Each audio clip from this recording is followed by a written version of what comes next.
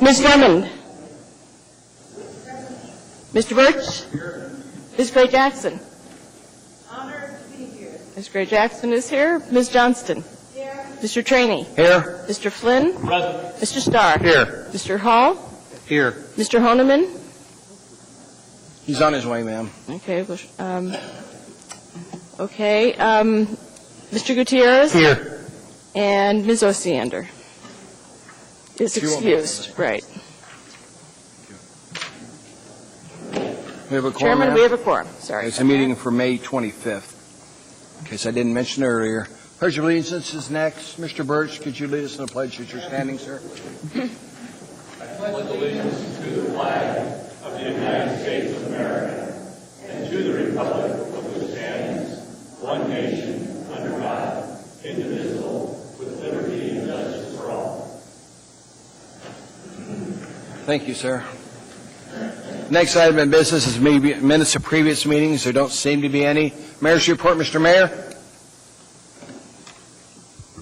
Yes, thank you, Mr. Chair. Well, I had the distinct pleasure of two events over the last few days. One, of course, was the opening of the final phase of the museum expansion, which was the opening of the Imaginarium, the new planetarium, and the Arctic exhibit by the Smithsonian Institute. And it really our museum, as related to me by the Smithsonian people, is considered to be really a first-rate, world-class museum. They see museums all over the country, all over the world, and they were very, very impressed. So we should be very proud of our municipal asset. And then, of course, yesterday, along with some assembly members, I had the privilege of welcoming the MS Amsterdam to its port of call here in Anchorage, which will be the first of 10 stops this summer. Over 1,200 passengers, over 600 crew members, spent all day yesterday in touring Anchorage, and so we welcome them and look forward to the future visits. Thank you, Mr. Chairman. Thank you, Mr. Mayor. I understand this is the first time in 25 years we've had a boat here. That was 1985 was the last one, and it wasn't one of this class and size, so this is definitely a welcome return and an upgrade in terms of the number of passengers and crew. So, well, thank you, Mr. Mayor. It's good to have the relationship we have now where we can have these cruise ships coming in here to Anchorage. I think it's great for our economy and good for the citizens of this state and the United States for bringing them up here. Appreciate it, Mr. Mayor. Next item of business, Assembly Chair Report. Just a quick notice for you guys. We finally got Assembly space, thanks to the Mayor and the administration. We now have the Assembly offices right across from our conference room. Where we used to be, we got that whole section back. So I'm going to have I'll have three Assembly offices in there, 1, 2, and 3 on the door, and we'll set arrangement up so you can book the time to talk to your constituents. So in trying to run to some of the coffee stands, you don't have to do that anymore. We have a place right downtown in City Hall to meet with the constituents. And we get a small conference room holds about 11 people. So when you have committee meetings, you can hold them down there. You don't have to worry about what floor you're going to put them on. We'll have a conference room there. And Mike, you worked there for a while, and you know the layout of that area. I'd appreciate you working with me and Elvie so we can design that the way we want. I'm going to move the Ombudsman's office in there also. We've got space for them in there. So I appreciate the administration for their help. Absolutely, Mr. Chairman. Well done. Thank you. And that's all I've got for it. It does still exist. I just came back from it night before last, and it's a nice, warm environment, but it's always good to come home. Committee reports. Harriet? No committee report, Mr. Chair, but I, too, was happy to join in welcoming the MS Amsterdam to Anchorage yesterday. And as a cruise line employee in a previous life, I really appreciate what's going on. It also let me have a good look at how our port is doing these days. And when I left, I noticed that it was really difficult to see the Amsterdam from almost anywhere downtown. It was so hidden, so far back on the port's dock in the third or fourth berth back. And I think it would behoove us to figure out how to make the port more accessible to the public. When I was a kid growing up in New York City, which, as you know, is one of the top ports in the world, going to visit Ships Inn was just a wonderful way to spend time and get to know what happens out there in the world. So that's my report. Thank you, sir. Thank you, ma'am. Chris? Elvie?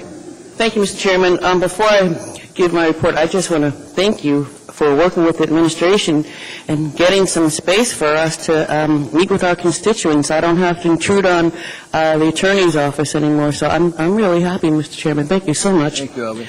You're welcome. In terms of the audit committee, I plan to pull the AIM on the parking garage cash controls, and I took the courtesy of letting the administration know ahead of time that I plan to do that. I think it's a very serious audit, one that deserves the attention of the Municipal Audit Committee, and I will set a time and date certain, working with the chairman, to have an audit committee meeting to discuss this audit. Thank you, Mr. Chairman. Thank you, ma'am. Jennifer? No report, thank you. Thank you. Pat? Thank you, Mr. Chairman. We conducted the inaugural meeting of the Special Committee on the Ports last Tuesday. Went over a variety of topics, including seismic stability, updated timelines, updated financials. We are still waiting on some information to come back from that. Our next meeting, which is yet to be set, is my intent will focus on dredging issues associated not just with the shoal that we read about in the newspaper and the infill that we read about in the newspaper, but also some of the needs for docking ships at the north end of the port where they will be temporarily housed as the project moves forward. As I said, we have more data that will be coming to us from the port, and we'll be sharing that with the membership as that process moves forward. If anyone has any questions about that, they're more than welcome to address them to me, and I'm sure Governor Sheff will be happy to host anybody who wants to look around down there. Thank you, Mr. Chairman. Thank you, sir. Bill? I have no report. Ernie? No report. Paul? No report, Mr. Chair. I did also participate with the cruise ship that came in, and I was really thankful to do so. It was a beautiful day, and we'll have to say that I don't know who pulled the strings, but the Air Force Base was practicing with their F-22s and put on a great show as well, so real good. Better watch out. They'll send you a bill for the fuel. Mike? Thank you, Mr. Chairman. Just wanted to chime in as well with Mr. Flynn's comments. It's been about 5 years since I was down to the port, so taking a very comprehensive tour of the project, not just of the port, but back onto Elmendorf Air Force Base and the gravel operation and all that was actually very interesting, and I highly recommend Assembly members, if they have the time and inclination, to do so. Thank you. That's all. That's all the committee reports. So the next item of business will be the addendum to the agenda. Need a motion to incorporate? Motion and a second. Let me go through this. Item 9B1B, Resolution AR 2010-155S, a resolution of the Anchorage Municipal Assembly opposing the August 24, 2010 Alaska Primary Election Ballot Initiative entitled An Initiative Creating an Alaska Anti-Corruption Act because it is overloaded in application and is not helpful to local governments.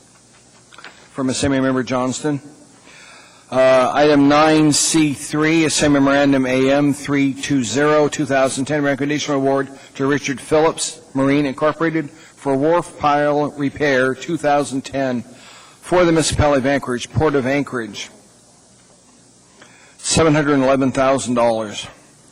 Item 9B910 is under new business. Assembly Memorandum AM 321, 2010, authorization for the municipality to enter into a transfer responsibilities agreement with Alaska Department of Transportation and Public Facilities, DOT and PF, for removing and reconstructing the storm drain basin systems across Jewel Lake Road near 86th Avenue for the Jewel Lake Road drainage and pedestrian improvements, 82nd Avenue to 88th Avenue. PME project number 06-10. $360,000. Item 9D11, Assembly Memorandum AM 322, 2010, Amendment Number 1, Professional Services Contract Number 280548 with CRW Engineering Group, LLC, to provide professional engineering services for the 88th Avenue upgrade, Lake Otis Parkway to South Circle project. PME project 07-33, $130,000. Under ordinances and resolutions for introduction, item 9F9, resolution AR 2010-164, A resolution of the municipality of Anchorage appropriating $200,000 of program revenues to Heritage Land Bank Fund 221 as a contribution and appropriating said contribution to the HLB Capital Improvement Fund 421 for the Reef Boulevard Site Remediation Assessment and Design Project, Heritage Land Bank. Public hearing request on this is 6/8/10. And there's a same memorandum with it, AM 323-2010. Item 9F10, Resolution AR 2010-165, a resolution adopting substantial agreement amendment number 3 to the Housing and Community Development 2010 Action Plan in providing and approving an award of a contract in the amount of $1,775,000 to Volunteers of America National Services for the rehabilitation of the Birchwood Apartments, Department of Neighborhoods. Public hearing requested 6/8/2010. There's also a semi-memorandum, AM 324-2010. Under appearance requests, item B12C. Under appearance request, Elizabeth Riker regarding solid waste services. Is there anything else needs to be added to the Mr. Chairman? agenda? Yes, sir. I had a late on the table item, 2010-168, AR 2010-168. I believe the clerk had labeled it 9 Bravo 6. 9B6. Okay. Yes. We've got the one on Alvin Stroud, too. And then move to delay. Okay, have that one down here. That one should be, yes, ma'am.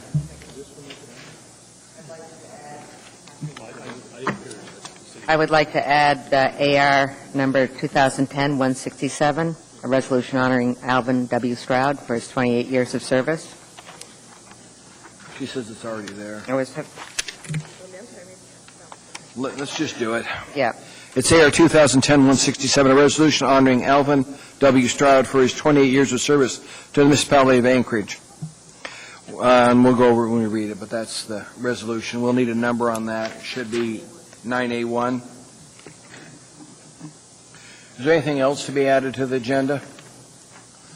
Saying nothing, I'll need a motion. Is there any objection to the addendum to the agenda? Seeing none, that's approved, Madam Clerk. We now need a motion. Let's see. Oh, we went crazy. What? Yes, I know. There. Motion on the consent agenda? Somebody makes one, I'd appreciate it. Is there a second? What? It was addendum, this is consent. We'll now go to individual semi-members who want to pull something. Harriet? Sorry, Mr. Chair. It's all right, ma'am. Oh, go ahead. Go past me. I'll let you know in a moment. Mr. Birch, sir? 9F1.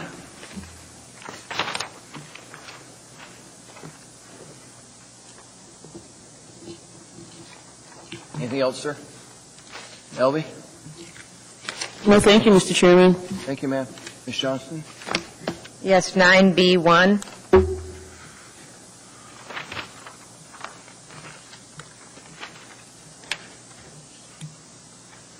Mr. Flynn?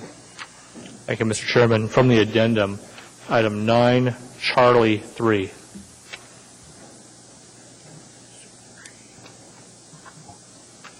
Thank you, sir. Mr. Scherzer? 9 Bravo 6. This is a late on the table item.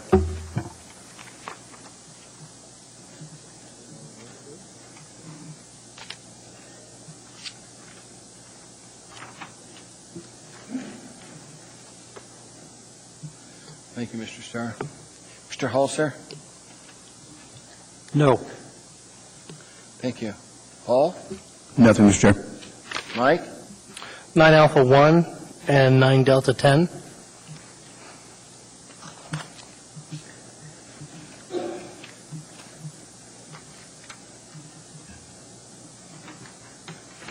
Did you say 9 Delta 10? That's correct, sir.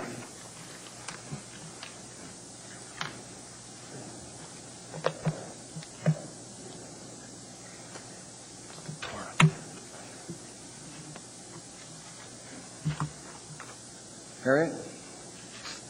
Nothing, sir. Anything I wanted has been pulled.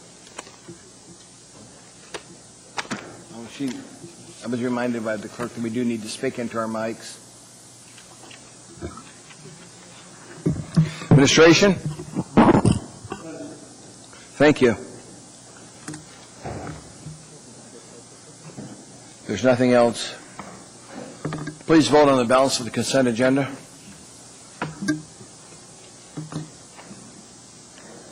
Mr. Chairman, Yes, ma'am. I believe I failed to pull the AIM on the cash control Yes, audit. you did. Yeah. Yeah.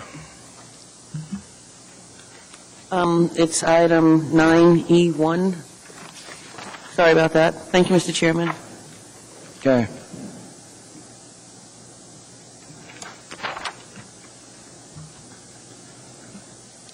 We need to revote that thing.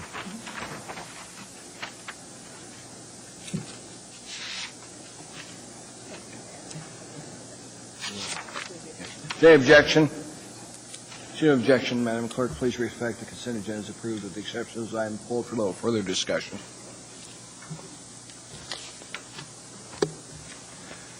Mr. Mayor, you had some appointments made. Do you want to go through the ones you had appointed? Yes, Mr. Chairman, there was two people appointed in today's agenda, and if they're here, would welcome them to come forward and introduce themselves and tell us what board or commission they've been appointed to. Liz, come on up. Hi, Liz. Good evening. Thanks for the appointment to the Budget Advisory Commission, and I'll put some energy in this task. Thank you. Appreciate it. Thank you.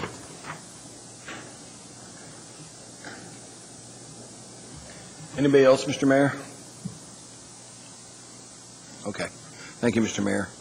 We'll now go back to those items that are pulled for a little further discussion. The first item is 9A1. That was AR 2010-167, a resolution honoring Alvin W. Stroud for his 28 years of service to the municipality of Anchorage. Move to approve. Second. Ask unanimous. See no objection. That's approved. Who's reading it? I am, Mr. Chairman. Who's presenting? Okay.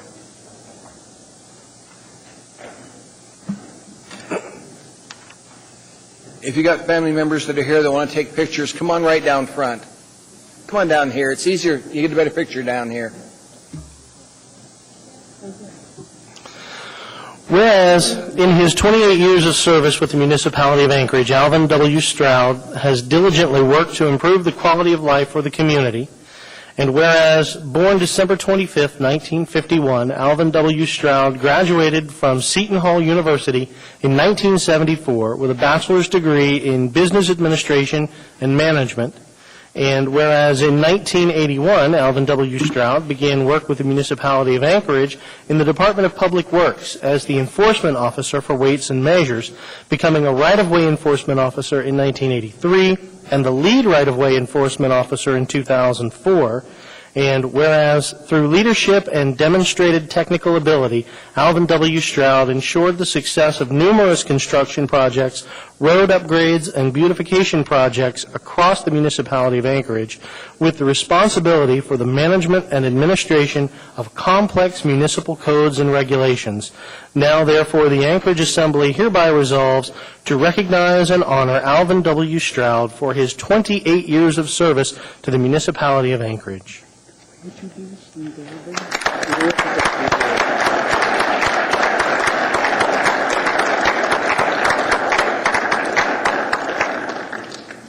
On behalf of the entire Alvin Stroud family, I'd just like to extend my thanks to the administration, the chair, all of your assembly members, and all the citizens of Anchorage for allowing me to provide a wholesome living for my family and for honoring me at the end of my career with this citation. Thank you. Well, thank you, sir, very much for your service to the city. Thank you for your service, Alvin.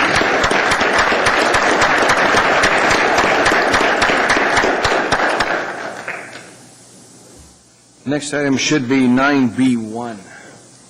That was pulled. Yes, I'd like to move the S version. Okay. That's Resolution AR 2010-155S.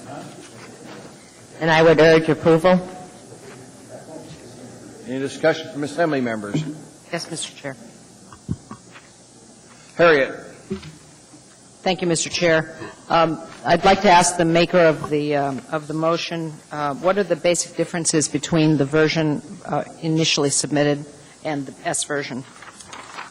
Yes, actually, I had the input from the municipal attorney on the S version, and we decided to focus it more on municipal issues. The original version was one that has been used as an example by the Alaska Municipal League, and I felt that the municipal attorney did a nice job as far as narrowing in the scope to what is pertinent to this body.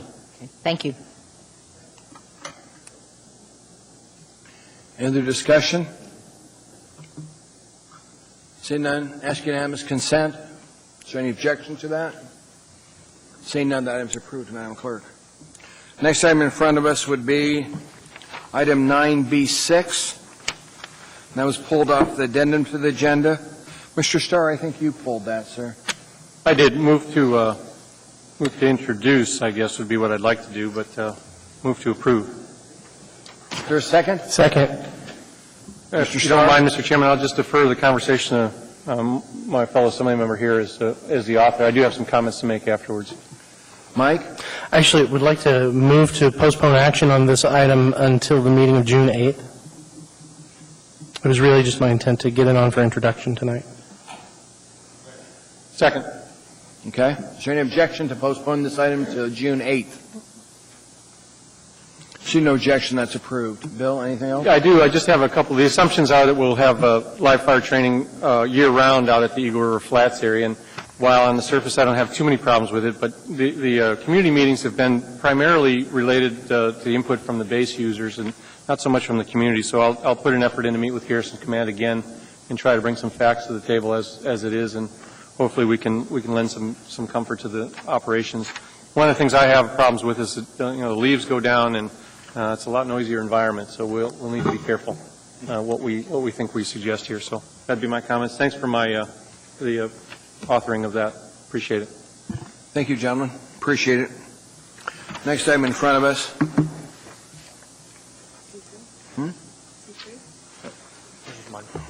Did you say C3? Yeah.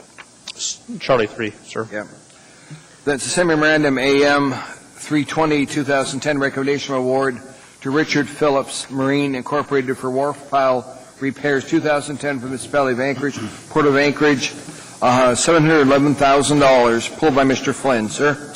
Move to approve. Moved in a second. Mr. Flynn, sir. Thank you, Mr. Chairman. Mr. Wheeler, Mr. Kaltenbach, I forwarded you an email we received from, several of us received from Mr. David DeVilbiss regarding the award of this contract and his concerns therein. Would you kindly address that issue to us? And specifically, his concern was the successful bidder appears to be an out-of-state one, and he would like to try and keep that in-state. This is Fred Kaltenbach from the Purchasing Department. Through the chair, Assemblyman Flynn, the question has to do with the award process. The question basically is, can the Assembly override the instructions to the bidder and the evaluation of the bids received? Anchorage Municipal Code, Section 720.040, Procedures of Award, addresses a local bidder's preference. That bidder's preference for the size of this award, which is $711,000, is 2%, not to exceed $20,000. And that 2% basically does not provide enough of a cushion applied to the bids submitted by Global Offshore Divers to bring them below the lowest bid received. So when we apply that, evaluate the bids, we must award to the lowest bidder. The invitation to bid is very specific in that we will award to the lowest responsive and responsible bidder, taking into consideration the local bidder's preference, which we have done. Therefore, the bid has been submitted to the Assembly for approval tonight to the lowest bidder. Thank you very much, Mr. Kaltenbach. And just Flynn, sir. to quickly follow up, if we were, for whatever reason, reject that bid, your interpretation of code is that we'd be in violation of Acreage Municipal Code. Is that correct? Through the chair, Mr. Flynn, yes, it would be a violation of Title VII. Thank you very much. Mr. Chairman, I appreciate it. Thank you. Mr. Birch, sir? I also was contacted by Mr. DeVilbiss, and I just have to say, I think the award here and the mechanism is proper. It's, we've got, obviously a very competent, very capable local contractor, and when you have a bid spread of $38,000 on a $711,000 job, it's obviously, I think it's only a 5% bid spread, but that does exceed the local, I think it's a 2% benefit that is afforded local contractors. So in any case, I guess I'd like to commend the port and the procurement office for putting a bid package together. It does garner 5 competing bids and certainly 2 competent low bidders here. So, and would support the award to Richards Phillips that's in front of us. Thank you. Thank you, Mr. Birch. Mr. Gutierrez. Thank you, Mr. Chairman. To the administration, obviously, I think we all would prefer to see local business, but we understand, that 5% in this case is larger than the law allows, and there are good reasons why we have those limits in there. Are there other factors that could have weighed more favorably in a local contractor's favor? For example, I know this particular contractor has done work for us before, has completed things on time and on budget, and with satisfactory quality of work. How does that figure into the bid process? Mr. Gutierrez, through the chair, we are required to award to the lowest responsible bidder, and we do take into consideration past performance on contracts. And he is correct. Global did an outstanding job for us last year. He underbid, I believe last year we only had 2 bidders, if I remember correctly, and he underbid the higher bidder by a considerable sum. And in fact, that bidder this year came in 4th out of the number of bids received. So we do take that into consideration, but there is absolutely nothing we can do at this point, the way the code reads and the way our invitation to bid reads, to circumvent award to the lowest bidder. Thank you very much. Thank you, Mr. Chairman. Thank you, Mr. Chairman. Mr. Kaltenbach's comment just now brought a question to mind, and you just said that he underbid substantially. Is that what I heard you say? Ms. Jackson, yes. The bidder Global last year was a successful contractor, and he underbid the contractor who performed the work 2 years ago by a considerable sum. Right, but my question is, were there any contract amendments? I do not believe there was any contract amendments last year. So they weren't. Okay, thank you. Any other discussion from Assembly members? Is there any opposition asking unanimous consent on this bid award? See no objection, Madam Clerk, please reflect that item is approved. Next item in front of us is going to be 9D10, the same memorandum AM 321-2010, an authorization for the municipality to enter into a transfer responsibilities agreement with Alaska Department of Transportation and Public Facilities, DOTPUF, for removing and reconstructing the storm drain system across Jewel Lake Road near 86th Avenue for the Jewel Lake Road drainage and pedestrian improvements, 82nd Avenue to 88th Avenue, project number 0610, $360,000. That was pulled by Mr. Gutierrez. Move to approve. Mike? Just to the administration, the word Torah brings up, sets off just a few alarm bells in my head. We have a lot of these transfer of responsibility agreements. Many of them, oftentimes, the state, I'll just be blunt, underfunds. That oftentimes ends up costing us more than what we're getting from the state in the transfer of responsibilities. Are we confident that that this one is going to be funded adequately, and if it's not, who is left holding the bag? Mr. Hanson.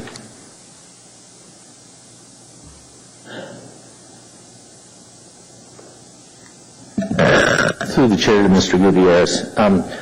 This project is a municipal storm drain project that we would plan to do at a future date. Right now, we're trying to take advantage of a contract that the state has in there for the summer that is to overlay Jewel Lake Road. This would save us a considerable amount of money when we do this in the future. They've agreed to construct the project within the limits of their right-of-way in Jewel Lake Road. We won't have to tear up the asphalt later. We won't have to pave it. We have, since this AM has been submitted, the contractor has submitted a price to the DOT. It is about, including the contingency and some costs that the state would incur for administering this process, is about $30,000 less than what we've estimated here. So right now, yes, and we do have a 10% contingency. That's good to hear. We oftentimes see somebody put down a beautiful brand-new road, and a year later, somebody else is digging holes in it. So it's good to hear that won't happen in this case. Thank you. Mr. Honeman? Yeah, I'd like to say the same thing. I'd echo that. I'd hate to see, as it happens oftentimes, one section of the city or a utility will come in and dig up a sidewalk or an easement or pavement, and then next summer you'll see another project come in. So I'd like to see the consolidation. Do you have a project manager from the municipality that's going to be watching to make sure? I mean, haven't recently gone through a culvert issue to make sure that this is being done properly? We do have a project manager that he won't be on it full-time or anything like that, but he'll be working with the DOT on this. Okay, thanks. Any other questions from Assembly members? If not, ask unanimous consent on this issue. Any objection? Seeing Madam Clerk, let the minutes reflect that item was approved unanimously by the body. Next item in front of us is item 9E1, Information Memorandum AIM 53-2010, Internal Audit Report 2010-05, Parking Garage Cash Controls, Parking Services Department, Anchorage Community Development Authority. Ms. Gray Jackson, you pulled that, ma'am. Thank you, Mr. Chairman. Move to accept. Thank you.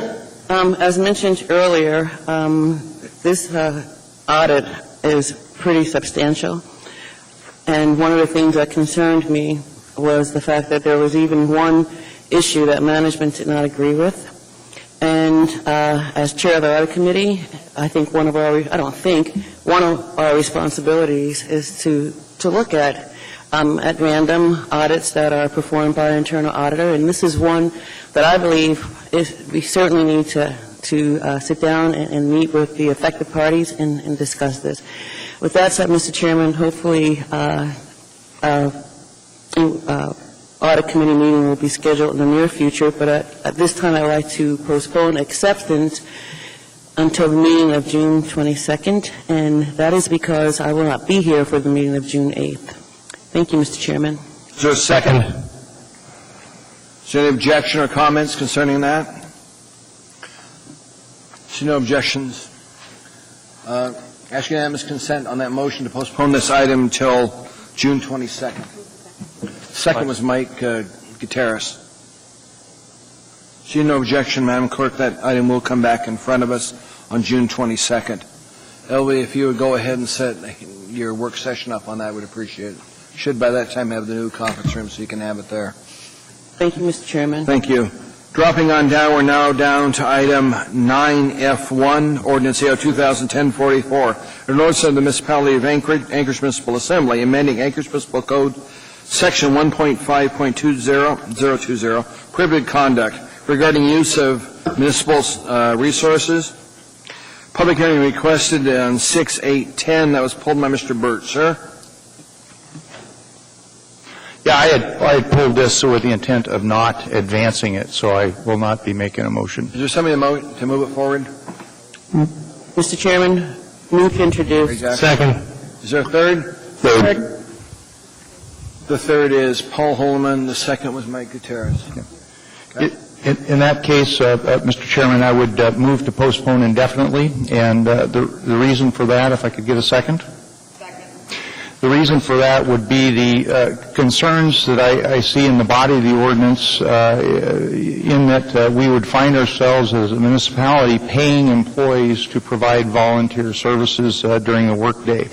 And it strikes me that we're at a time where we have actually funding shortfalls and concerns in providing a high level of a service to our community, and it just does not strike me as appropriate to be paying employees for participation in a volunteer activity during work hours, if you will.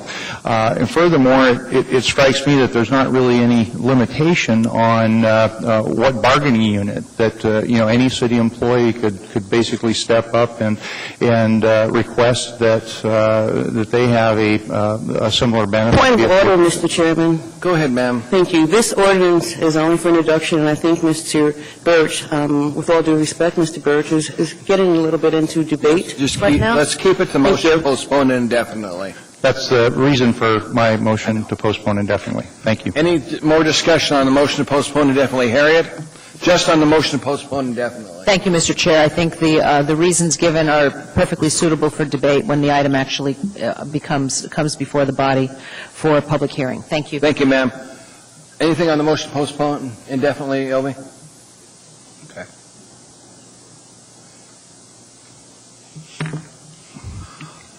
Well, put it up for a vote. Yep.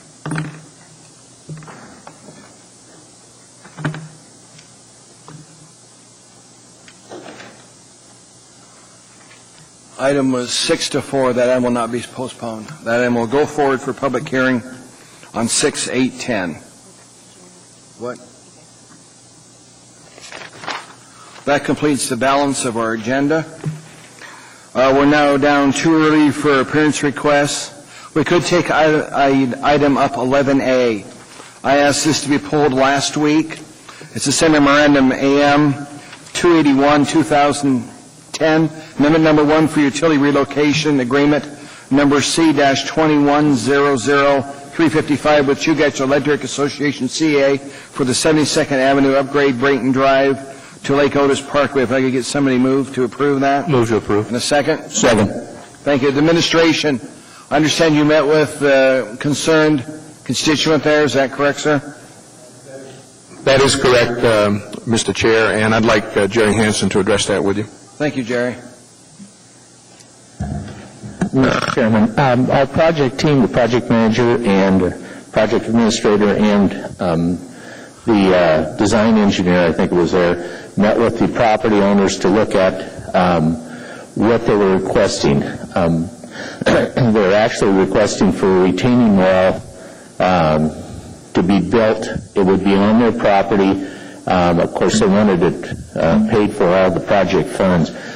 To build the road, we don't need this retaining wall. It would be strictly on property. We can build from the back of our curb and slope to the property line with a very nice slope. We did agree to do a few things for them to help them in that we were going to take down some, I think they're cottonwood trees, and replace them with a couple of birch trees that for the landscaping. We also agreed to, we had non-mowable grass in the area behind the curb, and they wanted mowable type grass so that they could make it a nicer looking area. Well, thank you for meeting with me. I haven't heard any complaints, so I appreciate when the administration sent you guys to work with the constituents that had this issue. Thank you. We try to do it as much as we can. Thank you, sir. That's unanimous consent on this item. Seeing no objection, this item is approved, Madam Clerk. And that, I think, is all we can deal with until 6 o'clock, and then we've got 3 people under appearance request. So we are taking a small break until 6 o'clock. Thank you.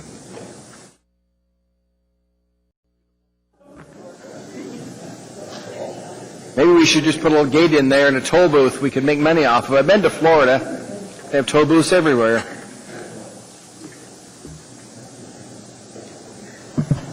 Next item in business, item 12A, Kendra Tabor regarding miscellaneous municipal matters. If you want to come forward, you've got 3 minutes to talk to the assembly.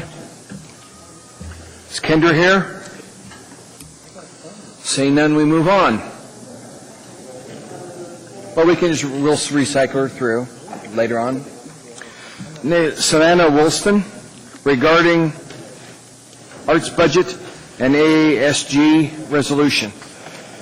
Welcome, ma'am. Good evening. My name is Savannah Wilston, and I'm going to be a junior at South Anchorage High School. I'm the incoming junior class president at South and the Region 4 representative for the Alaska Association of Student Governments. This means that I represent all of the students in the Anchorage School District to the State Board of Student Governments. In March, I took this resolution to the State Student Government Conference, where schools all across Alaska attended. My resolution, which calls for the 2010 Anchorage budget cuts to arts money be restored, passed the vote of the General Assembly at the conference. The next step in this process is bringing my resolution in front of you, so you can consider an issue that the students of Alaska think is important. I have passed out copies of my resolution, but I would like to read you a few of the statistics supporting it that show what I believe is an impressive return on this investment. In 2009, the Arts Commission was receiving $261,000 in funding. In 2010, it was cut to $150,000. This is a $111,000 decrease in funding in 1 year. The funding provides money for 73 arts organizations around Anchorage. Here's what the statistics show. There's a direct relationship between improved SAT scores and studying the arts. Children who studied the arts for 4 or more years scored 60 points higher on verbal and 41 points higher on math than students with no experience in the arts. A 1992 Florida study of at-risk students found 75% said participation in the arts influenced their decision to graduate from high school. In Anchorage, literally thousands of people benefit from arts funding. For example, the Alaska Theater of Youth provides services to 170 artists or performers, 200 paying students, 35 teachers, 22 scholarship actors and students, 300 volunteers, and an estimated 8,300 audience members every year. Additionally, community theater programs give back to the community by providing transportation to productions for low-income students, scholarships for training programs, and free participation in productions. In conclusion, I'm a 4.0 student, very involved in student government and athletics, and I've been singing and acting in arts programs around Anchorage since the 2nd grade. I hope that as you make future budget decisions, you will consider restoring arts funding for Anchorage arts programs, because this small investment benefits thousands of youth in Anchorage, helping them to grow, learn, and be successful. I hope I can answer any of your questions that you may have, and thank you for your time. Your timing was perfect. Thank you. Stop that. We have a few questions. Ms. Gray Jackson? Thank you, Mr. Chairman. I don't have a question, but I just want to thank you, Savannah, for having the courage to come out to this arena and read your presentation to us. And just like you, I hope that when we consider the budget again, that the arts funding will be brought back to where it needs to be to provide the quality of life that everyone in this community deserves. I will certainly be voting for it. Thank you, Mr. Chairman. Thank you, Savannah. Thank you. Ms. Honeman? Yes, just a real quick question. Ms. Wilson, is it, when you said you were representing all students in Alaska, is this all high school students, just all art students?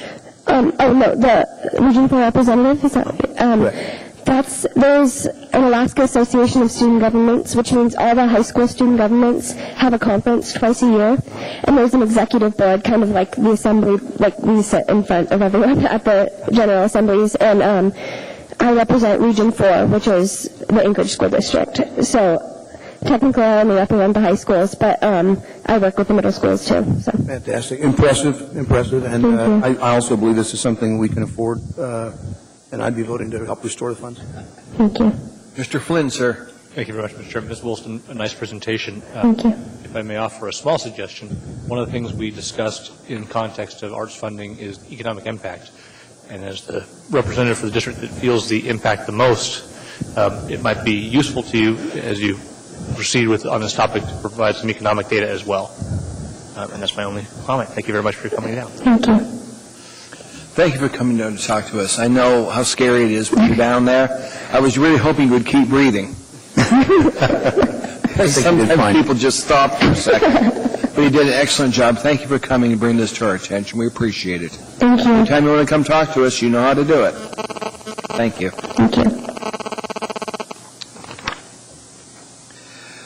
Let's go back and see if Kendra's here. It's your time, ma'am. What?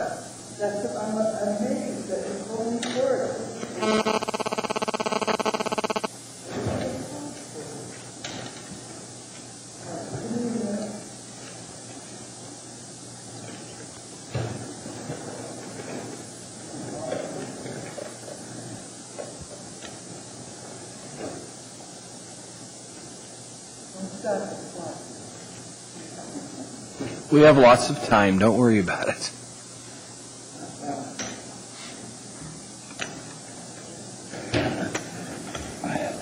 All right. My name is Kendra Tabor, and I will spell my last name. T as in Thomas, A, B as in boy, E-R. And this is a case of if the shoe fits, wear it. Otherwise, no crying. I want to discuss things. The same gentleman that corrupted our police force, anything I say I can back up with proof, violated civil rights, corruption in the court. You remember, I don't know if you remember, him selling justice, $500, and you walk and we erase the record. That was right out loud in the hallway. There was no hiding it. And that because I stood there and I yelled out, yeah, and that erases the record of the money. And then I went in and watched people take it. And, well, out of the 6 that could afford it, 4 couldn't speak English. So we know this was really something to help real Alaskans. Now, this same baggage, when we were all wondering how we were going to get by, brought in 100 Hmong families and 35 African families. We don't know, I haven't figured out if he had money from the government to settle these people. If it did, it went the way of all coins and within 40 miles of them. Let's see, and then, when they were added to our complement of illegal aliens, that was... Ma'am, this is nothing the Assembly can deal anything with. Keep on topics the Assembly can deal with. We have nothing to deal with immigration. Oh, we don't. Immigration. Nothing here to do with immigration. This here, illegal aliens are felons.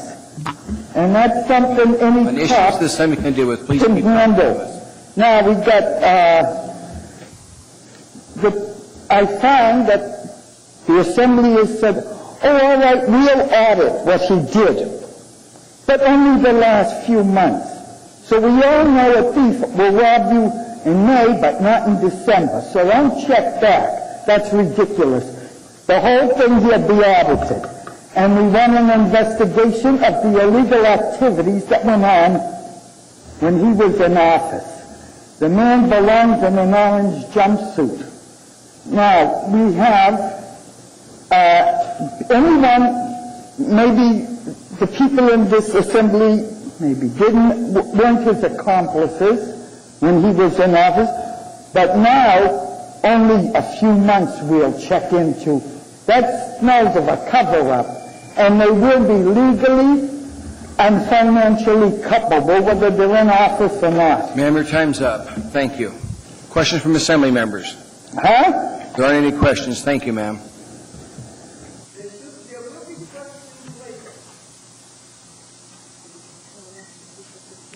The next person is Elizabeth Richter. Please come forward, ma'am.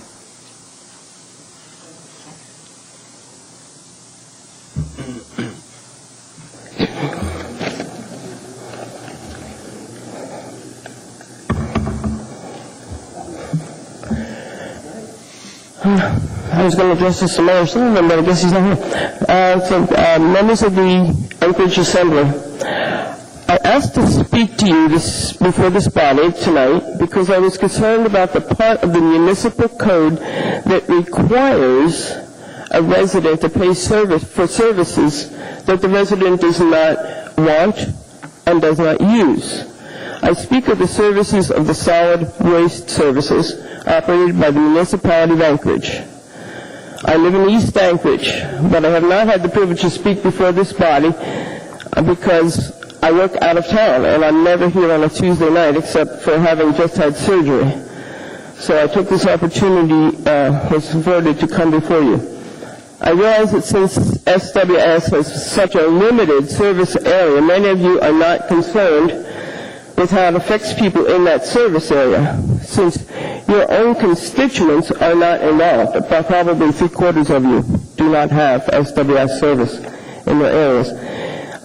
But it is of very great importance to those of us who are involved in it, and so please hear me out. When I received the first bill for the new service, it said, and I quote, "Pay as you throw rates." But it turns out that it is in reality pay whether you throw or not. On October 1st, 2008, I ceased to throw anything in that huge, bulky, unmanageable container that most seniors can't wheel around very easily, and began to take my waste to the landfill by pickup. But the bills did not stop. How many of you have studied the map of the solid waste services? It's you can see by the colors here, white spaces all in between. It's not just this area. It's this little area and this little area and this little area, and they're not even connected.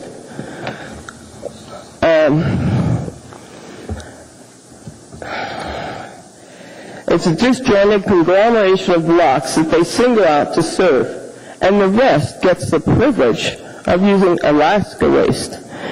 I did not realize when I bought my house that I had to check the boundaries of all utilities to see whether I was in the right block or not. The requirement to pay for waste service only applies to that disconnected area that is covered by SWS. The requirement is not for the rest of the city. That is unfair. My fourplex that I own is just a few blocks from my house. But they are served by Alaska Waste, and I could call them up and stop the service tomorrow if I desired to do that. But from my house, I cannot do that. Can I have a couple more Wrap it questions? up, ma'am. Okay. You stopped the IM testing. That was an old sacred cow. This is something that needs to be addressed and revised. What I would suggest is to get rid of the boundaries altogether and allow every homeowner to make a choice, whether they want Alaska waste or solid waste. And that's only fair, that's equitable, and that's what our country is founded on, is freedom of choice. Thank you. Thank you. A question from Assembly members. There don't appear to be questions, ma'am. Thank you. I know that we've had this problem since unification. It was part of the agreement when we merged the borough and the city together.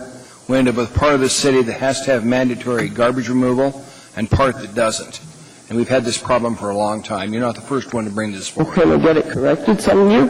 What? Can we get it corrected someday? It can be corrected. It's going to take some That would be wonderful. but it can be corrected. I mean, it says, you can get your services disconnected for non-payment of bills. And I ask you, please, do just that for me. Thank you. Ma'am. Next, there's nobody else in appearance request. Next item of business is item 14A.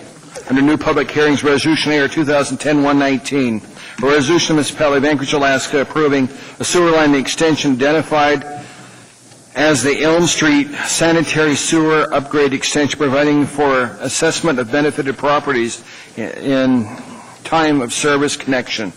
Anchorage Waste and Water, and we've also gotten the same memorandum with this, AM 238, 2010. Anybody wishing to testify, please come forward, state your name clearly for the clerk. You'll have 3 minutes to testify. Yes, my name is David Cronick, and I'm a property owner that would be affected by the sewer extension. Sir, won't take your time. What's your name again? David Cronick. Thank you, sir. Owner of Alpat Water Company, the property owner. there are two issues that we have difficulty with this proposed sewer extension. The first one is the water utility that serves that area between 88th and Abbott Road has its wells on lot numbers escape me here, but on one of the lots that's affected here. And that sewer line would be encroaching into the 100-foot radius of those wells. Waiver's been the AWWU got a waiver from DEC, but that was without our consent. The second issue is that the cost of the assessment for this sewer is approximately $60,000 to our properties. Because of the way this area is being developed, the parcel sizes are too small to be viable economically, so they'll be, in time, they'll be joined together.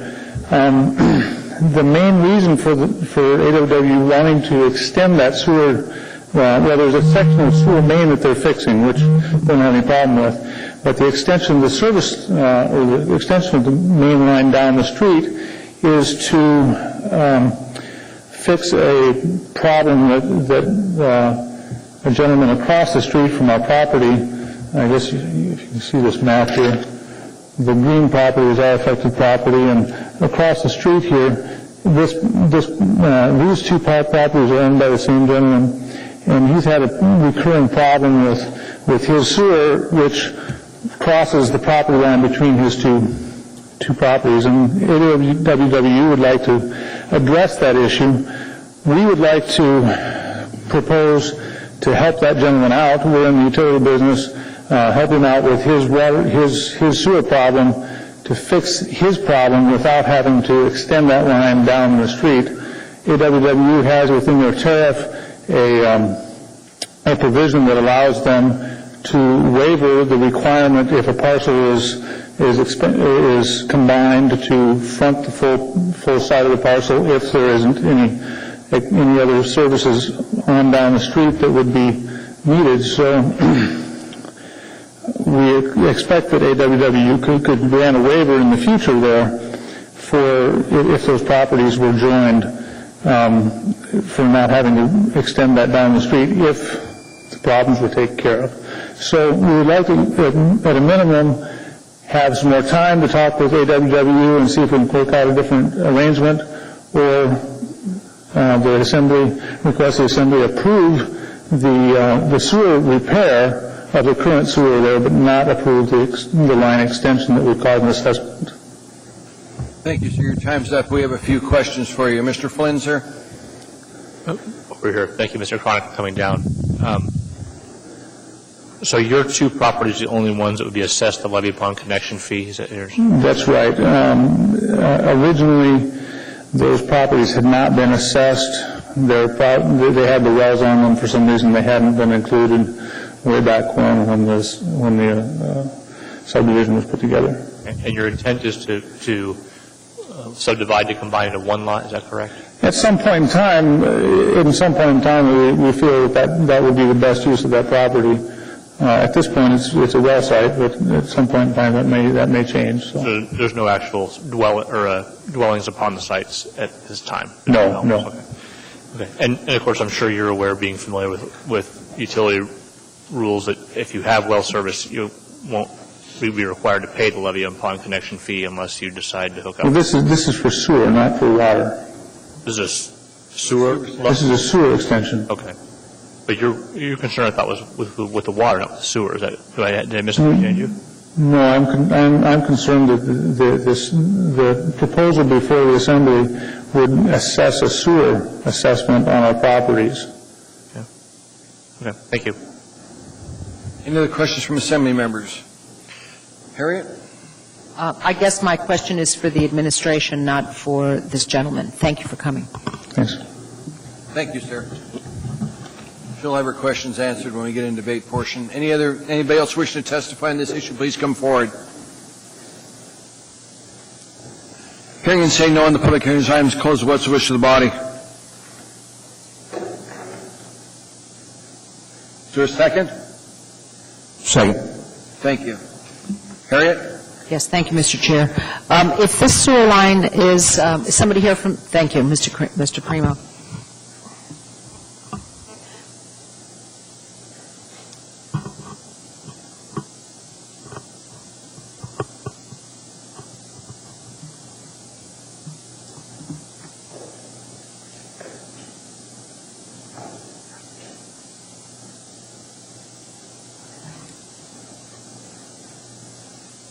Okay, Mr. Primo, if the sewer line is installed in this, at the end of this street, and there are no residences or facilities on those two properties to take advantage of the sewer service, would they be billed, whether or not they're hooked up to it? Through the chair, Mr. Brumman, if they are not hooked up to the sewer line, they will not be billed. Remember, this is a levy upon connection role. It is to create a possibility of a levying action should they, the property owner, desire to hook up to that sewer line.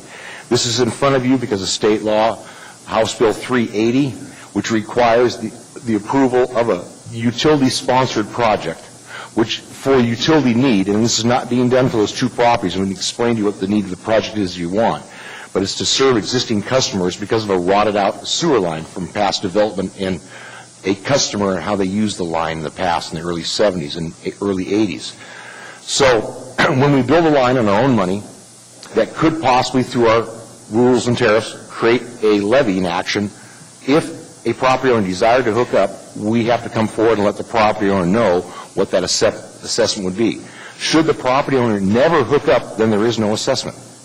Okay, I understand. Thank you. So, in other words, if this gentleman has a sewer line running past his property and at some point chooses to replat it into one lot and only has one sewer hookup, he'd only be assessed for one sewer hookup, not two. More specifically, he'd be assessed at the rules and regulations in place at that point in time. And I don't know what those would be, but that would be the assessment process at that point in time. Okay, thank you. Mr. Flynn, sir. I'm looking at these lot sizes. First is 8,400 square feet. The other is 11,250. It seems to me that it's unlikely you could do septic on that lot. Is that your assessment as well, sir? That is, through the chair, Mr. Flynn, that is correct. Okay. And so when you say he'll be assessed based on the rules in place at that time, presuming he subdivides or replats into one lot, it'll be based on the total square footage. So ultimately, it'll be essentially the neighborhood of what we're talking about today, which is about $62,000. Through the chair, Mr. Flynn, that would be my assessment also. Okay. Have you had the opportunity to engage Mr. Cronick in conversation outside of this? Brian Boss, who's head of planning, has engaged with Mr. Cronick many times on this issue.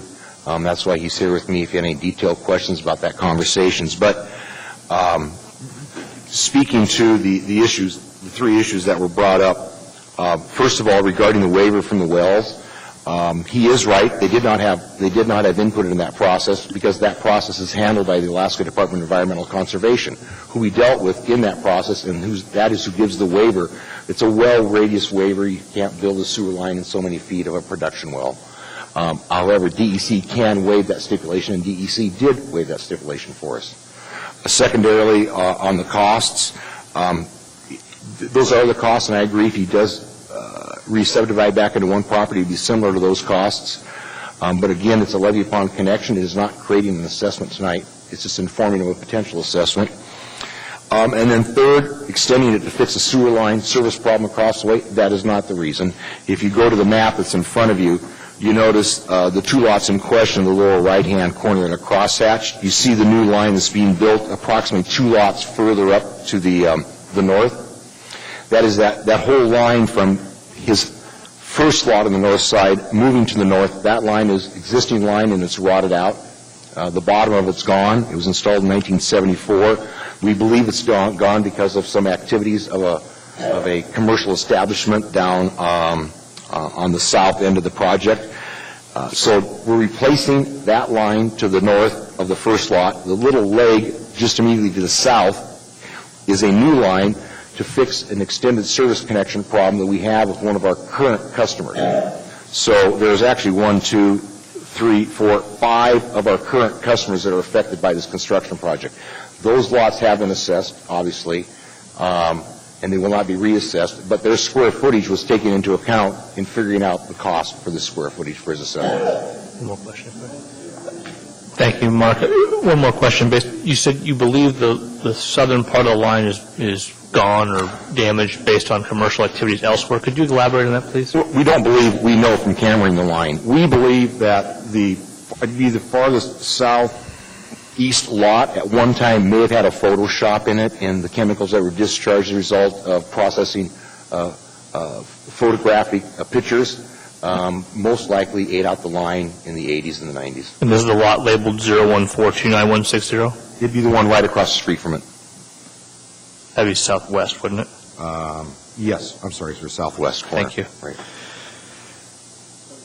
And just to help out, because of the questions that were raised and taking them serious enough, we did send a whole package of our activities and our calculations and our analysis to the MOA Legal Department and did get a reading from MOA Legal that confirmed all of our actions were within our tariff and code. Anything else, Mr. Flynn? Thank you, Mr. Chairman. Any other comments from Assembly members? Ms. Gray Jackson. Thank you, Mr. Chairman. Just briefly, I want to thank Mr. Primo for sending that email and also the legal opinion because it certainly helped. And Mr. Birch was kind enough to inform me that this is my district, and I didn't know that. But thank you. Thank you, Mr. Birch. Any other comments from Assembly members? Please vote.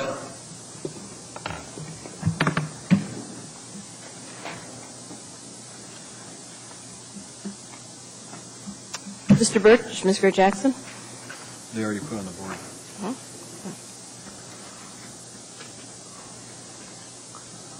Vote is 9 yes, 1 no. It passes. 1 absent.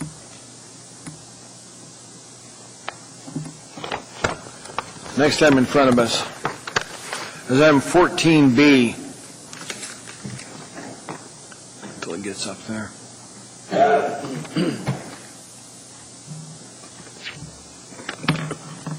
Item 14B. Sorry about your finger. Resolution AR 2010-146, a resolution of the municipality of Anchorage appropriating $155,370 for dollars from the U.S. Environmental Technology. Thank you. This is for the air quality program. Public hearing on this item is now open. Anybody wishing to testify, please come forward. State your name clearly for the record. Seeing and hearing no one, the public hearing on this item is closed. What's the wish of the body? Second. Any comments from Assembly members? Please vote.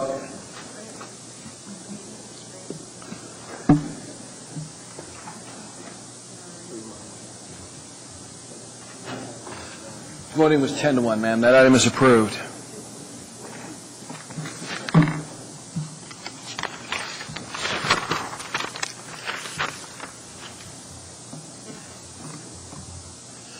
Next item in front of us is item 14C, Resolution Year 2010-148, a resolution appropriating $163,000 in the form of a reimbursable grant as a donation from the Anchorage Park Foundation. Thank you.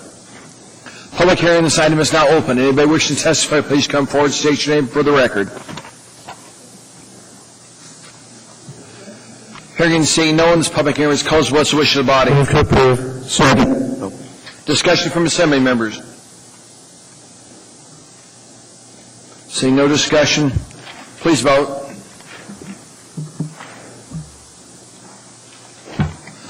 That item was approved 10-1. Next item in front of us is item 14D.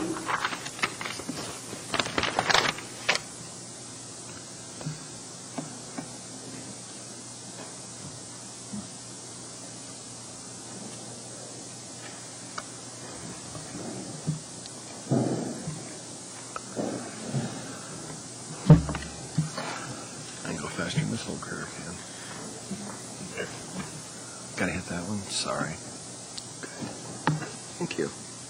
Item 14D, Resolution Year 2010-149, a resolution appropriating a contribution from the Area-Wide General Fund 101 Public Transportation Department of $86,060 to the State Categorical Grants Fund Thank you. Public hearing on this item is now open. Anybody wishing to testify, please come forward, state your name clearly for the record.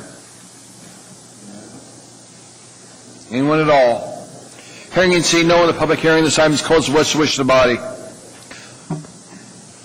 Mike, do you want to move to approve? I would move to approve. Second. Mr. Chairman, a point of order also. I believe when you read the title, you read 86,000. What I'm reading says 18,060. Okay, then I'll do it again.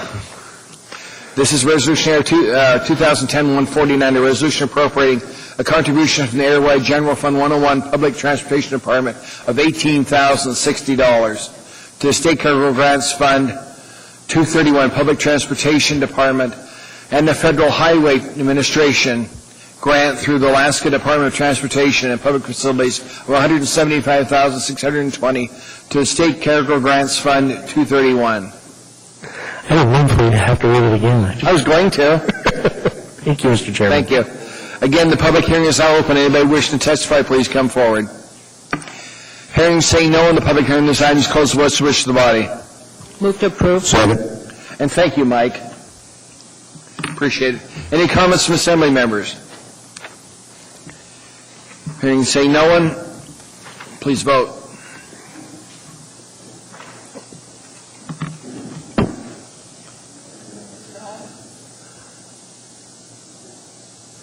That was approved 10-1. Thank you.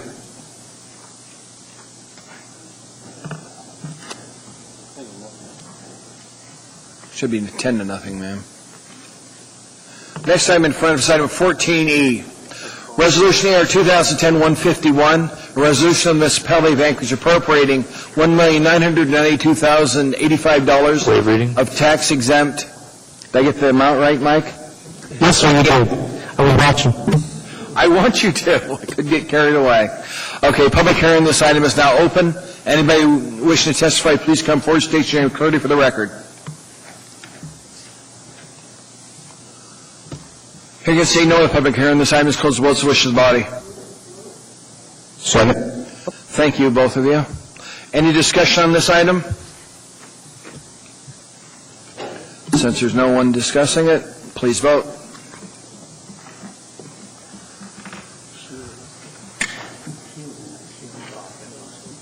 If she was here, she'd be. No, I know. The vote was 10-1. That item was approved by the body. Next item in front of us, we're not going to take up till after our dinner break. It's item 14F. What? Is it here, ma'am? Okay. We're taking a break. We'll be back in a few minutes.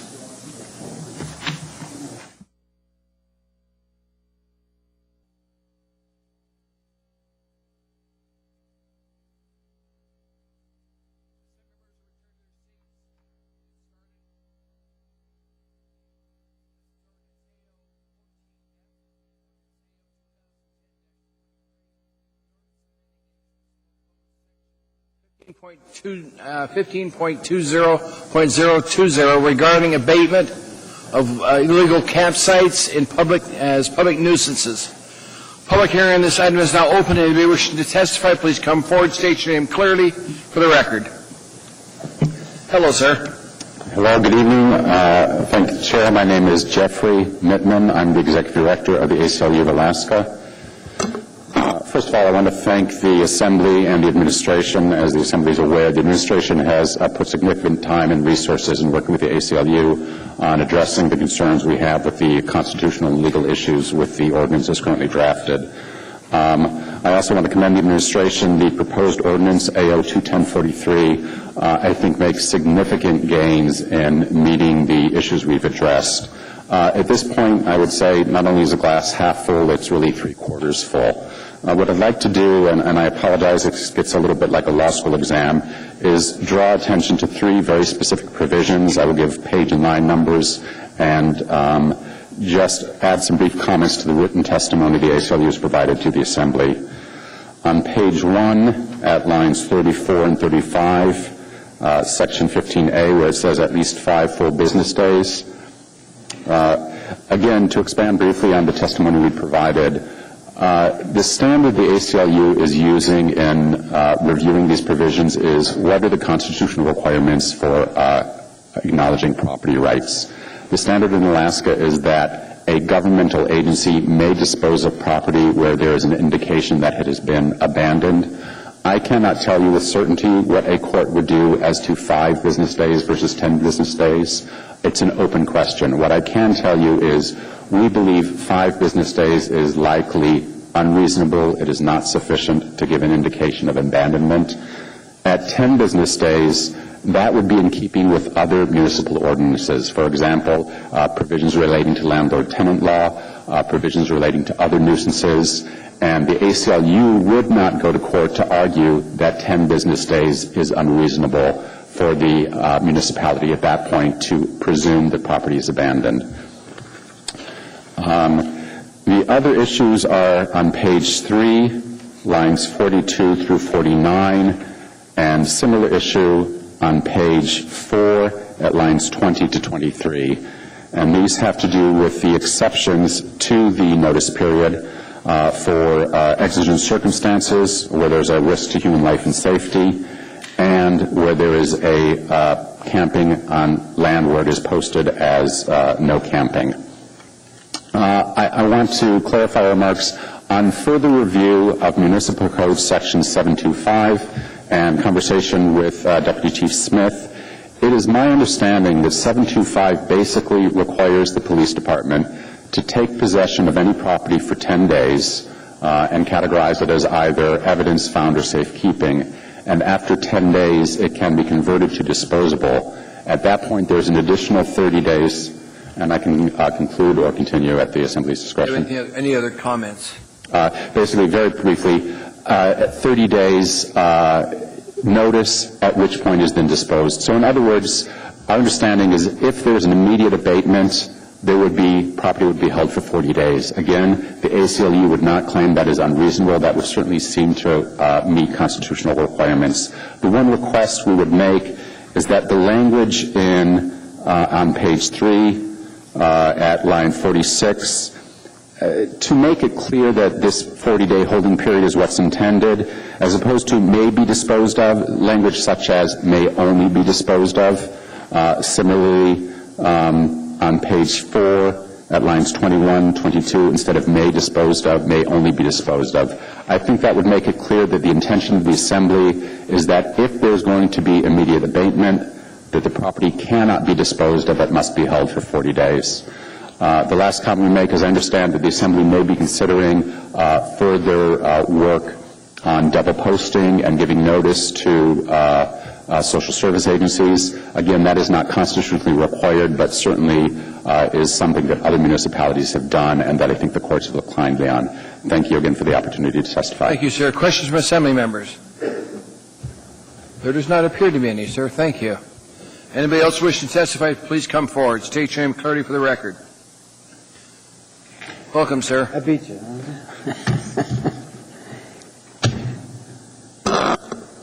Richard Braun. Okay. I want to comment on the same paragraph. Why 5 business days? What's the holdup? What are we taking so long for? That's an excessive amount of time. 12 hours? Maybe that's a little short. 24, 36? That's the ballpark I think we ought to be aiming at, because we're doing it at our expense, my expense, for doing all this. Dragging it out for this is ridiculous. I'd like to see that shortened, or at least say 5 days. Include the weekend, because I don't think the drunks out there really got a schedule that a weekend or a Monday is any different to them, except maybe the panhandling is better on a certain day than it is another day. But as far as getting something done, I think they can handle it. They got the time. If we're going to store this stuff, everywhere else I go in the city, I pay a fee when I want to utilize something within the city. If my car gets impounded, I don't get it back free, right? You will keep it for a day, I'm going to pay a tow charge, I'm going to pay a storage fee, I'm going to pay, you name it. If I want to go to a swimming pool, I don't get in free. Why are we giving this stuff back free? We're paying our people to haul this crap to some place and store it in some facility that the city's going to have to build. let's put a user fee on this. They got the money. If they can get drunk, they got the money. Just because if they can buy a tent, they got the money. If they don't have the money, then their stuff gets thrown away. Simple as that. Let's quit enabling bad behavior. If I was to strike this guy behind me and then he would strike me back, who has the best case for assault? It's the guy who struck first, right? These guys struck first. They're trespassing. They're breaking the law. They're squatting on somebody else's land without permission. That's right there's where you end this little game of superhumans, super rights. They've already broken the law. Let's treat them like a criminal and not treat them like, I don't know what the intent is here, like somebody who's just, poor thing, you know. It's like a dog caught out in the cold rain. Somebody should do something about that. I don't think so. I think what we should do is treat them like trespassers, and let's put some user fees in to help pay for this service we're going to provide to them of storing their junk for whatever time period until they can come get it. Or they decide they don't want it and we throw it away anyway. Okay? This is too easy. This is too much. This is too bureaucratic, too much delay. It's a waste of our resources that I have to pay for. Thank you, sir. Questions from Assembly members? There are no questions. Thank you, sir. Anybody else wish to testify, please come forward. The Reverend Michael Burke from St. Mary's Episcopal Church. And with me tonight are my colleagues, Dave Beckett from the United Methodist Church, Jim Stevens, the president of the Alaskan Christian Conference, and Paul Bowling from First Christian. Rather than get into some kind of argument between the rights of neighborhoods and the rights of individuals and try to decide sort of who's wronged more here, I want to just suggest that our policy needs to work and to get our eye on the ball and the larger goal, which is to actually create an effective intervention and policy for the whole community. We represent people whose neighborhoods are impacted. They have a sense of urgency about this. We also have people in our congregations who either have been homeless, gone through that kind of cycle of trauma, or are presently. I want to create a practical argument for why we want to look at that 5 days and what we're trying to do during that 5 days. We're not trying to prove whether or not someone has the right to be on property illegally or not, or whether they have the right to their possessions under that. That's the constitutional law issue. I'm interested in whether or not we're using that time as an effective intervention to stop the cycle. So think what it's going to take to actually notify Human Services that we have 4 camps being cleaned up this week, possibly 30 to 40 individuals. We need to get case managers and heart teams that involve people from the faith community, which we're already involved in, and other service agencies, the municipality, going in to do interventions to talk to people about identifying ways out of the cycle that they're in.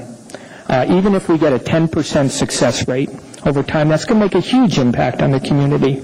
It's going to take time, though, to get those caseworkers to clear their schedules, to get into the camps, to make contact with people, to identify resources and programs for intervention and to move them in. I don't think you can do that in 5 days, especially if you've got weekends or non-business days, because our service providers are not going to be working those days. If you give 10, we have more of a probability of an effective intervention. What we do not want to do is move people who've been through cycles of trauma from place to place to place, kick them out of this camp, destabilize them, and have them go into the next neighborhood, only to spend a period of time and then to end up in the next neighborhood. So let's really maximize the effectiveness of that intervention time. I think talking to service providers in the faith community, 10 days gives us a chance to actually make a meaningful difference. Again, even if we have 10-15% success in getting people hooked up with resources, that's going to make a much more of a difference than what we're currently doing. And that is the larger goal, to get people off the streets, to get people out of camps, to reduce the impacts on the neighborhoods. You need to sum up, sir. Are you done? I'm done. Okay, we got questions. Mike? Thank you, sir. You raise a really interesting point, and honestly, I haven't thought of it from that perspective before. do you have any evidence to back up the notion that 10 days, if that 10 days actually would make it more likely, or rather less likely, we'd have to deal with the same person in another camp in another place, again, that would be a very powerful argument. Is there any empirical evidence that that's the case? I'm not aware of any kind of research. I'll tell you anecdotally, having worked with a lot of people in camps, it's difficult to catch people when they're back into the camp. Mm-hmm. It's difficult to begin the process of talking to service providers to get a willingness to look at treatment. People that don't have addictions, and a number of people in camps do not have an alcohol and addiction problem, to talk about how are you in this situation, what are your options, and to actually follow up on that. It's not something that can happen quick, but the crisis of having your camp closed down and that you are going to have to move is a very powerful stick. Mm-hmm. Now we just need to make sure we have time to make it actually effectively work. All right, I appreciate that. Thank you very much, sir. Thank you, Mr. Chairman. Paul? Yeah, I was just wanted to make sure I heard you loud and clear with the trying to get some caseworkers, case managers into the talk with folks, and having some experience that middle of the night is when most people return back to their camps to hang out, and that's when you're going to find most of your people there for your interventions, and that's probably when they need it the most.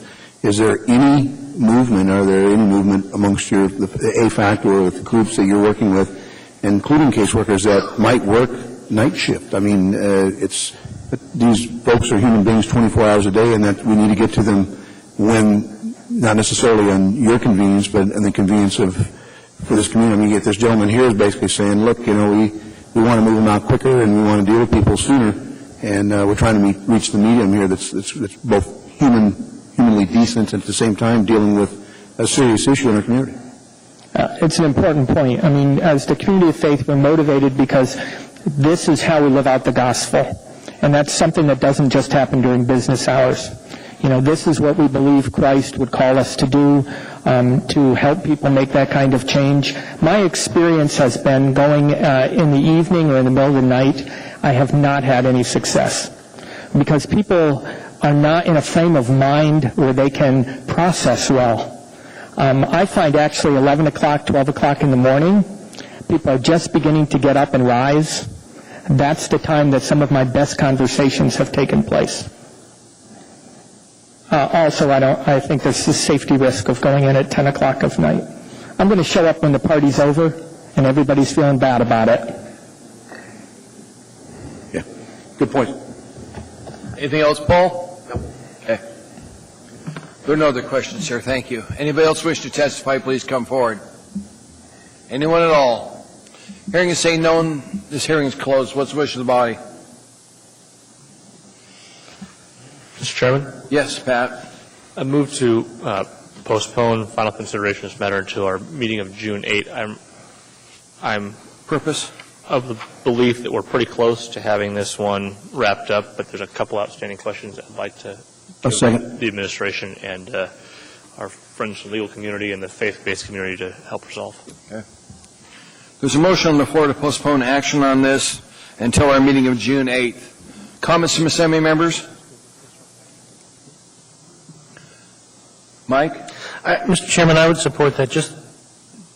I had a pretty good frame of mind about how I felt about this coming in, but the last speaker raised a point from an angle that I hadn't thought of before. So I think it's appropriate for us to continue doing a little bit more work on this. The administration is re-engaged on this, and everybody is working very hard. And if we're close to getting it right, I think we should take the time it's necessary to get it right. Thank you.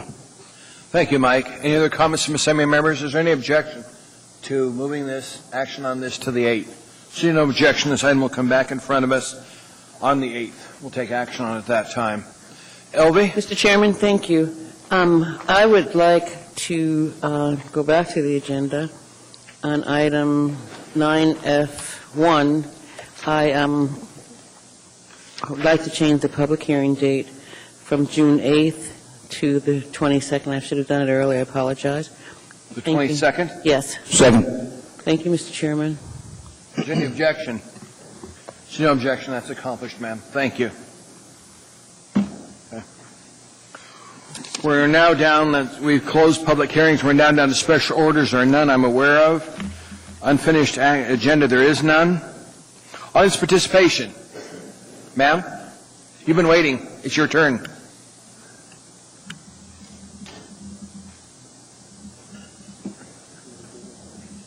Hello, my name is Diane Witt. I'm the president of Witt General, and I was here at the last meeting talking about an outstanding balance due on an Anchorage Fire Department project that we did last summer. To my knowledge, nothing has changed. I've been offered meetings and emails and promises of payment, but that is really the status quo that I've been given since last November. So that's the update I have. And what I offered to the Assembly was a law in Wisconsin which criminalizes the acceptance of payment for subcontractor work and then not passing that on to the subcontractor. In my opinion, it's a form of embezzlement to accept money for other people's work and then not pass it on. And, Alaska is very new and there isn't a great deal of case history in this. And at much other larger projects, there are proper audit controls and oversight. And I believe, or from my perspective, I obviously wasn't in the room for every meeting, that did not happen on this project. And I would just like to see either a better process in place that accounts for the money that is being dispersed and that it's paid to the proper people. Obviously, the Assembly or the municipality doesn't want claims to flow upwards long after the fact, after a prime contractor has collected the money and left the project. And we believed we filed a timely claim, but that it was either overlooked, waived, or set aside. And thank you very much for the time. Question from Assembly members. Mr. Burt, sir.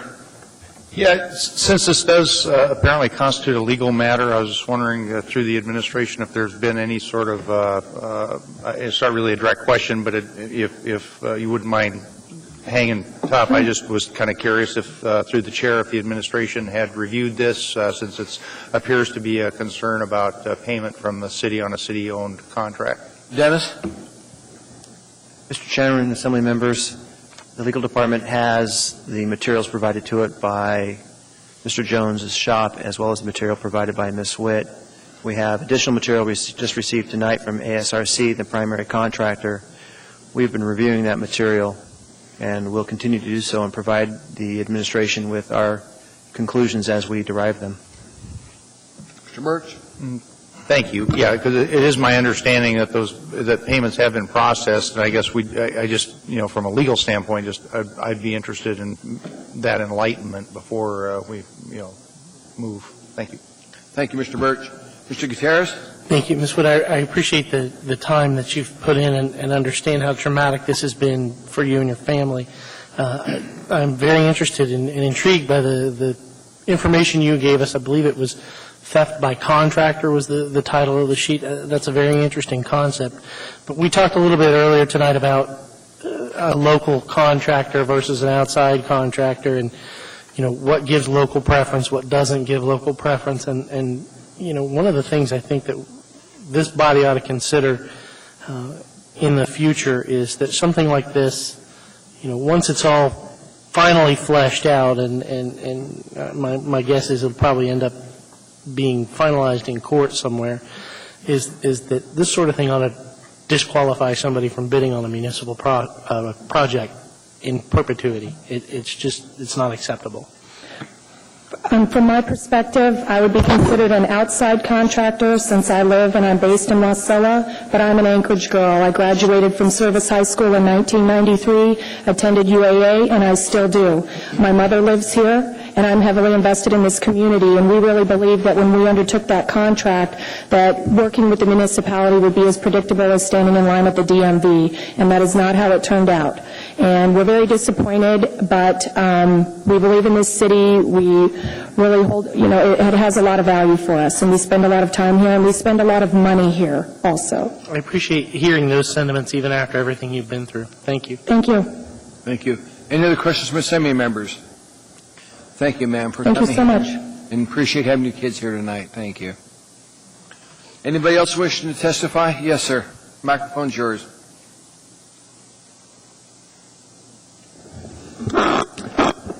Hi, my name is Jim DeCouzian. I'm the Chief Operating Officer of ASRC Construction Holding Company. I'm the other party in Ms. Witt's dispute. Just want to very briefly say that we are trying very hard to solve this. The last thing we want to do is to have a dispute like this happen with any of our subcontractors. There are a lot of information that's been circulated that I believe is incorrect. We have sent checks to Witt General, which are not being cashed, including one for $115,000, which is to Solid Waste Services, so they can pay their bill to the MOA. This is money that's been sent to us, and then we pass it on correctly to our subcontractor. Having said that, there's obviously a misunderstanding. It's quite large, it seems, right now. I am the most senior person, absent one, in the holding company that supervises this subsidiary, so the tension is there.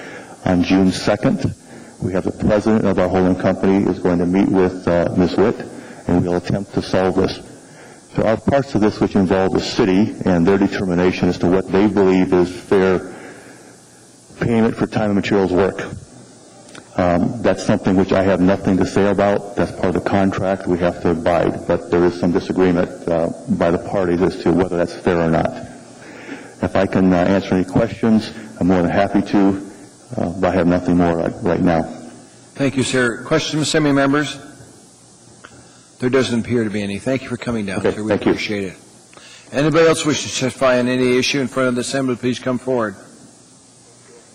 Seeing and hearing no one, we're down to assembly comments. Harriet, anything? Harriet, we're down to assembly comments. Anything, ma'am? Chris? No, you're not. Elvie? Jennifer won. Thank you, Mr. Chairman. Jennifer, anything? I won. Pat? Thank you, Mr. Chairman. Nothing. Bill? No, sir. Ernie? No, sir. Paul? Nothing, Mr. Chairman. Mike? I don't know if I can drag this out for another hour and 20 minutes, but I'm willing to try. Nothing, thank you. Everybody enjoy the sunshine of the evening. Adjourned. So moved. We're adjourned.